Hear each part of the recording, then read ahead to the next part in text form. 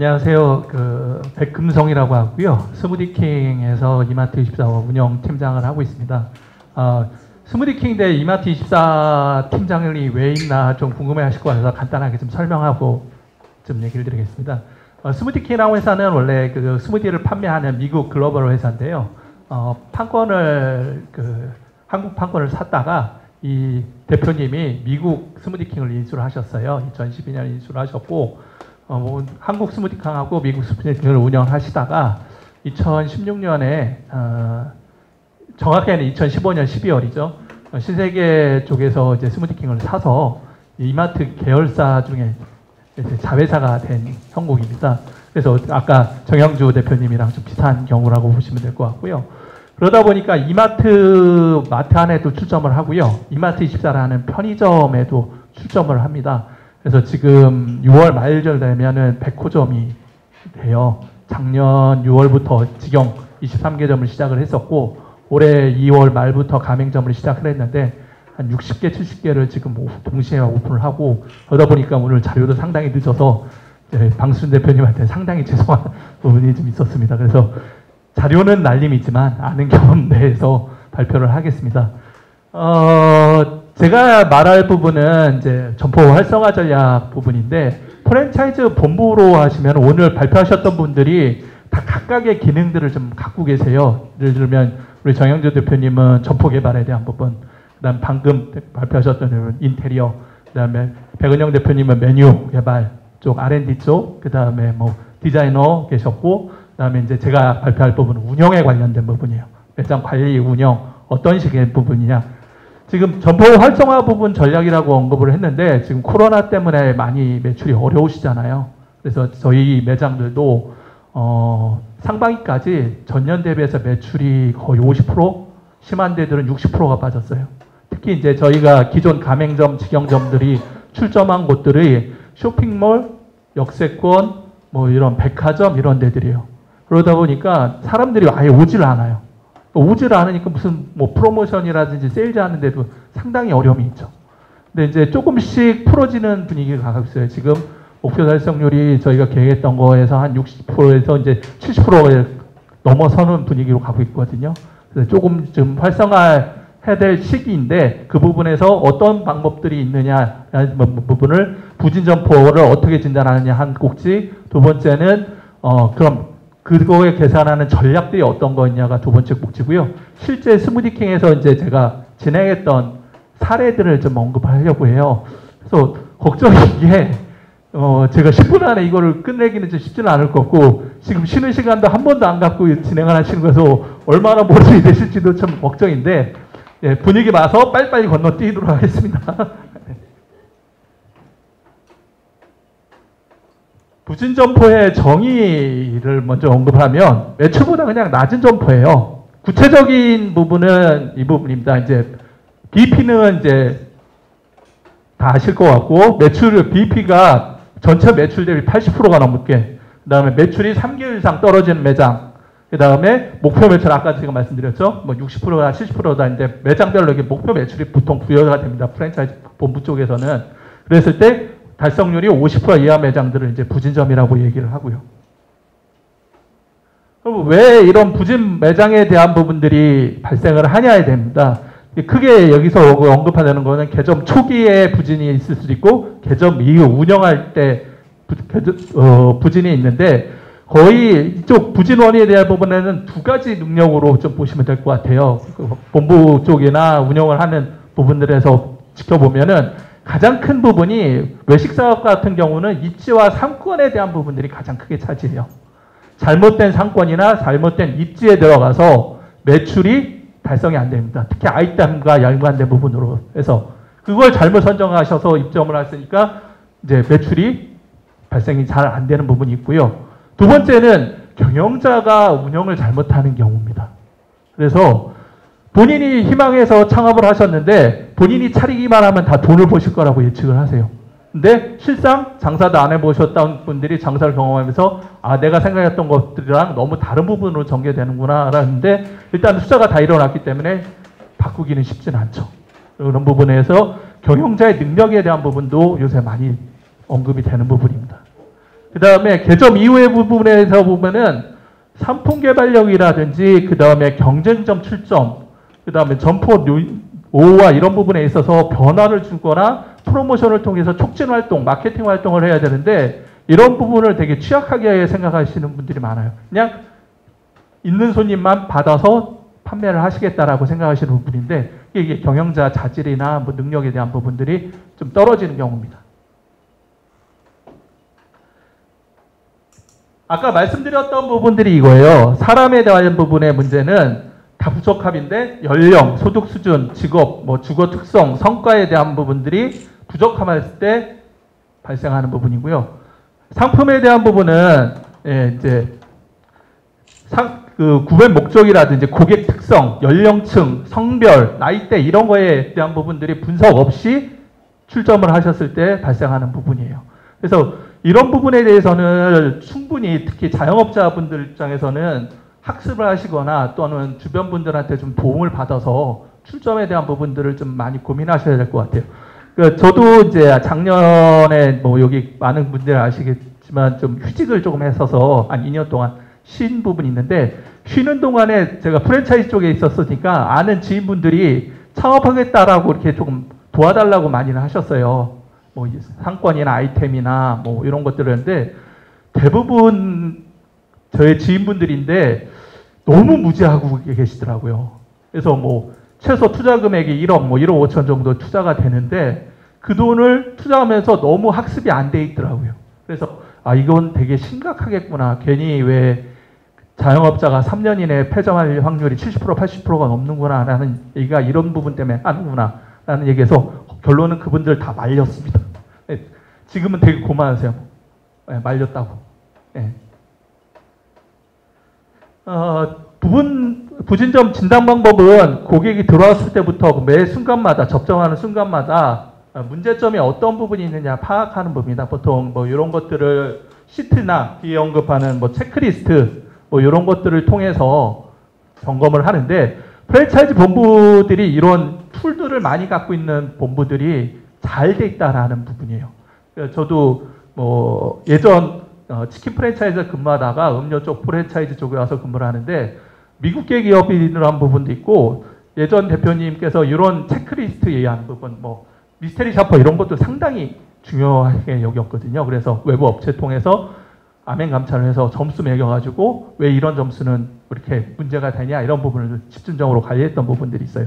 그래서 이런 툴에 의해서 부진점에 대한 점검도 해보시는 것도 좀 필요하다. 그래서 원래 저희가 쓰는 체크리스트를 좀 보여드리려고 했는데 업종이 다를 수도 있고 너무 조금 디테일한 부분이 있어요. 그래서 품질, 뭐 위생, 서비스, 그 다음에 POP물 부착되어 있는 거 이런 것까지 일일이 다 점검을 하거든요.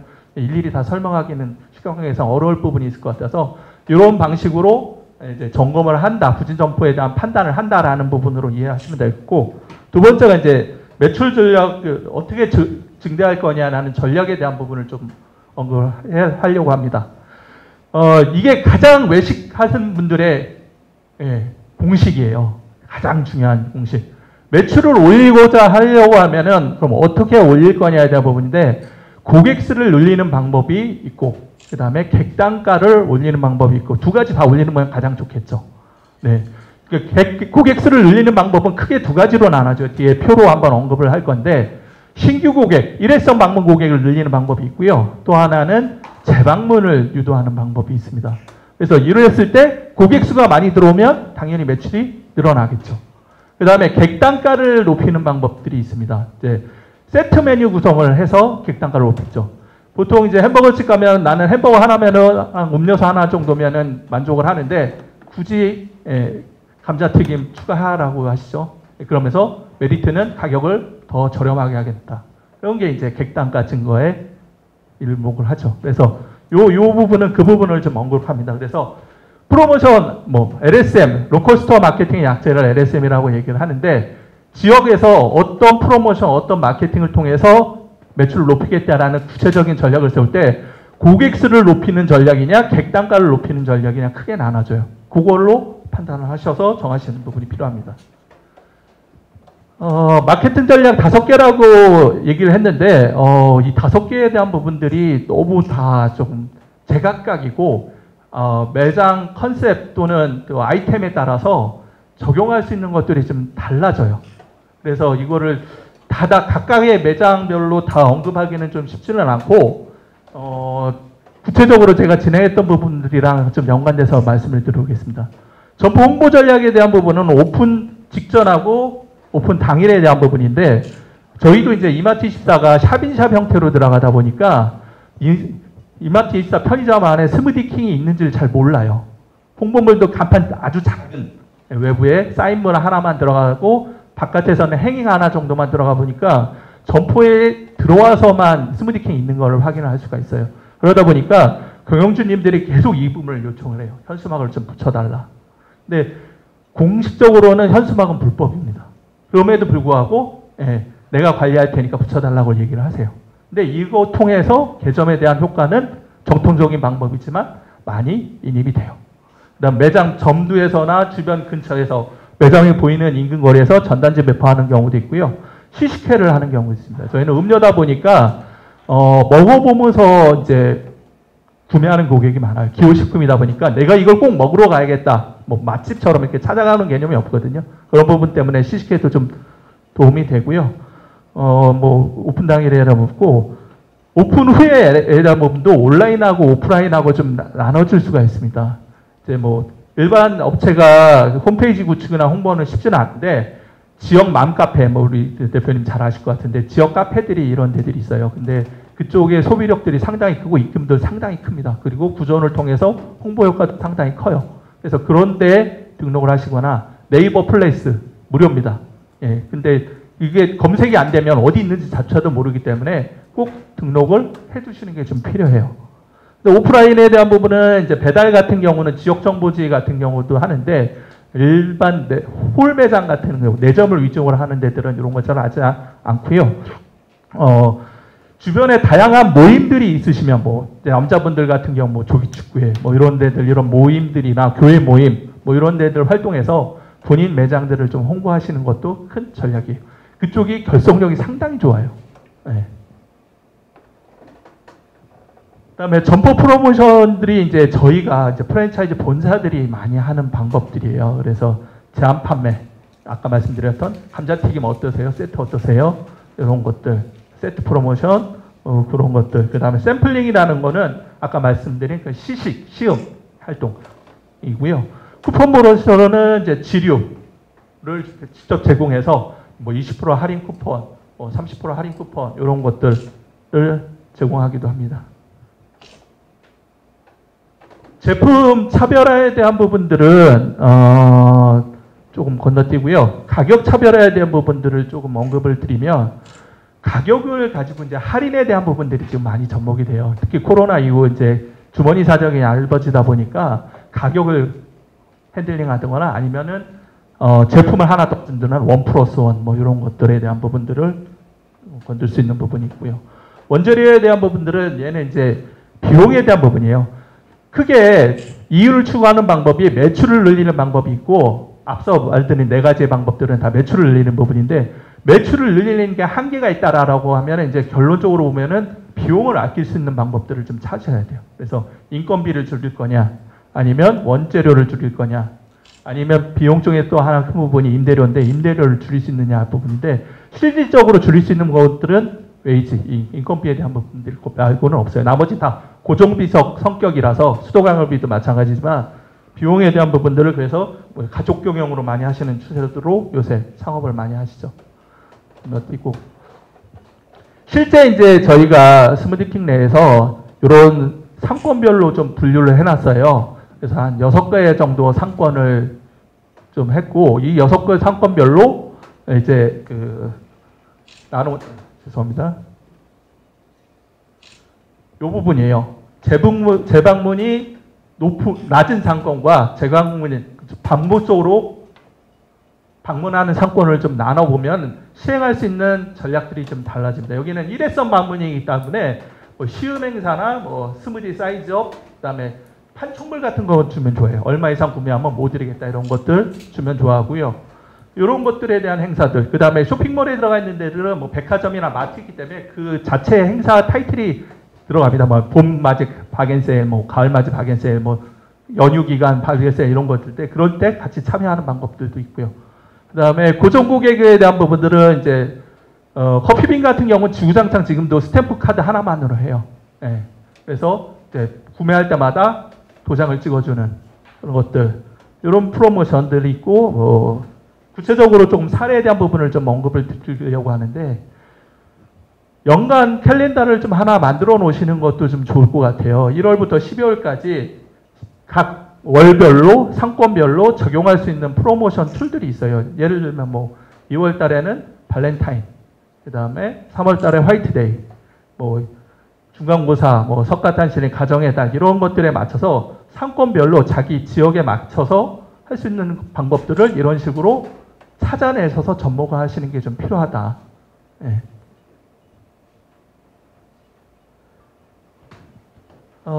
이제 구체적으로 했던 방법들입니다. 뭐 주년 행사, 아까 말씀드렸던 팔총몰 같은 부분이고요. 그 다음에 요일별 메뉴 뭐 선창하는 방법도 있고, 그 다음에 명함 추첨은 조금 쉽지는 않습니다. 요새 개인정보법이 강화돼서 그런 부분은 쉽지 않고, 아까 말씀드렸던 스탬프 도장 찍어주는 거, 고정적으로 반복적으로 오는 고객들, 이마트 입사 같은 경우도 주택가 상권들 같은 경우는 점주님들이 동네 분들은 거의 많이 알고 계시더라고요.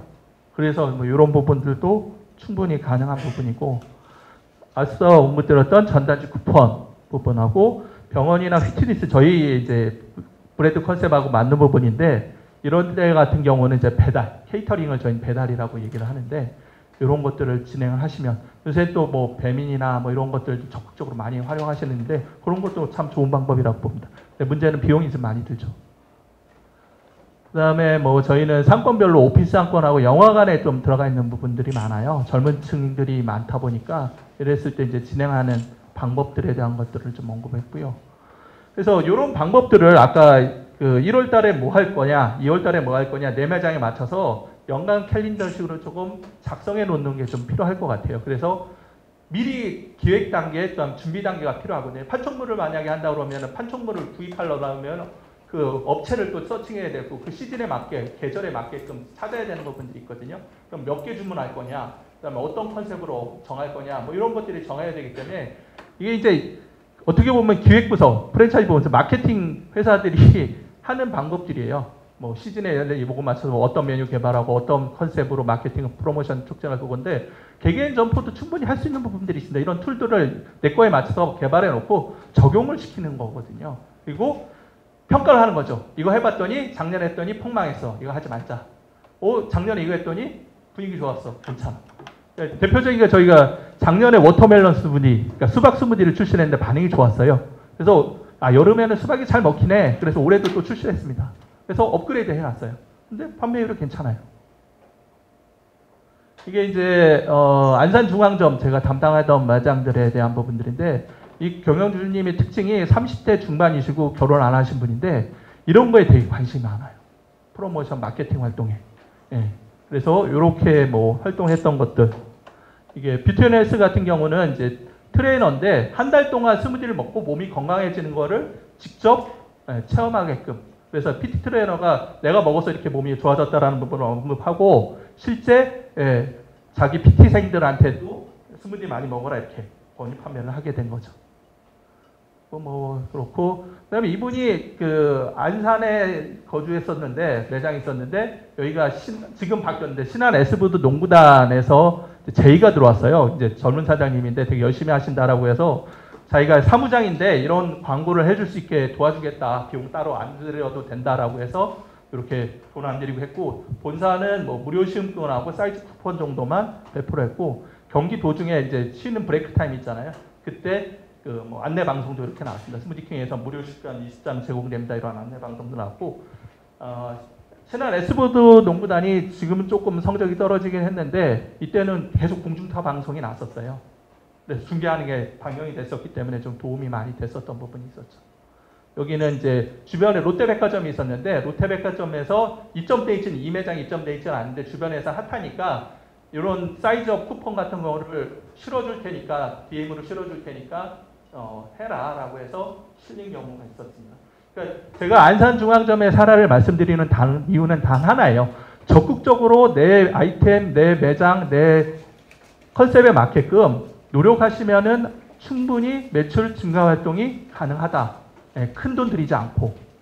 뭐 프랜차이즈 본사가 광고 모델 써서 광고를 해야지만 꼭 그렇지는 않다라는 부분을 말씀드리려고 하는 부분이고, 그런 방법적 논적에서 내 거와 맞는 거를 찾아보고 시행해보는 게 아주 중요하다라는 부분을 좀 얘기 드리려고 해서 오늘 발표를 정했습니다. 이상입니다. 고맙습니다.